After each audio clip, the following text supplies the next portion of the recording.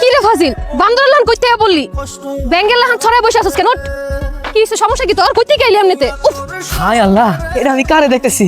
আসমান থেকে না করে সাক্ষাৎ করে নেমে আইছে। কি উল্টাপাল্টা কথা কইতেছস? তোমারে আমার মনে ধরছে, তুমি ফাইনাল। হাঁটুর বয়সে বলে আমার মতো এত বড় মেয়েরে উল্টাপাল্টা কথা কইতেছস, তোর মাথা ঠিক আছে? প্রথম দেখাই তুমি আমারে পাগল বানায় দিছো। পাকনা পাকনা কথা এডি কই থেকে আসে তোর পেটে? এই শয়তান, এই যে পাইছি তোরে। আমিও পেয়ে গেছি আমার মনের মানুষ রে। কি হইছে সাইমা? এ ফাজিলটা তোমারে কি কয়? আপনার ভাইটা পাইকটা জুনা হয়ে গেছে। চল বাড়িতে চল। মানিক, কি রে ব্যাংক নিয়ে আবার কি গবেষণা করতেছিস তুই? দেখতাছি ভিতরে কত টাকা জমা হইলো। এই এটা তুই কি করলি? ব্যাংকটা ভেঙে ফেলাইলি? টাকার মেলা দরকার গো ভাইজান। তোর আবার কিসের টাকা দরকার রে? কোনো কিছু একবার মুখ থেকে উচ্চারণ করার আগে তো আমি সাথে সাথে আইনা দিতেছি। আর তোর যদি কোনো কিছু দরকারই হইতো তাহলে তো আমারে কইতি, আমার কাছ থেকে টাকা নিতি।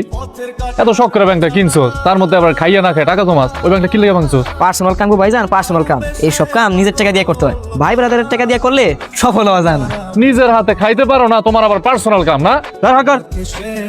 কয় টাকা হয়েছে দেখতো? ওই যে তোমার টাকা গুনতে দাও। কি না তোমার পান?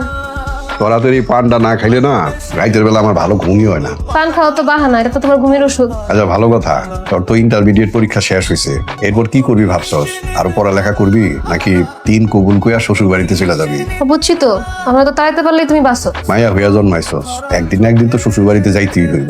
না আমি কখনোই বিয়া করবো না, মানে আমার বাপের বাড়িতে আইবুড়ি হয়ে থাকেছো। তা থাকতে পারোস, আমি যখন মইরা যাবো তখন তোর কি হইব? তখন তোরে দেখভাল করবো কে? তুমি সব কি কইতেছো আব্বা? আইছিলাম তোমার লগে একটু আড্ডা দিমু, তুমি চাইতেছো আমি এখান থেকে চলে যাই, তাই না? রাগ করতেছস কেন? একদিন না একদিন তো তোরে বিয়া দিতেই হইব। আমিও তো এই দুনিয়াতে চিরদিন থাকতে পারব না, এটাই বাস্তবতা। বাস্তবতা মাইনেই আমাকে চলতে হয়। তুই হইতেছস মা মরা মাইয়া, এইসব কথা আমারই তো তোরে কইতে হইব।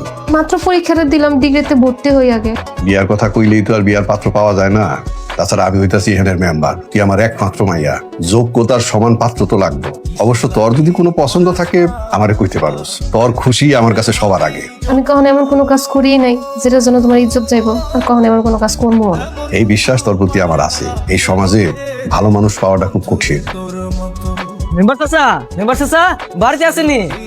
আসসালামু আলাইকুম মেম্বার চাচা, ভালো আছেন? ওয়ালাইকুম আসসালাম।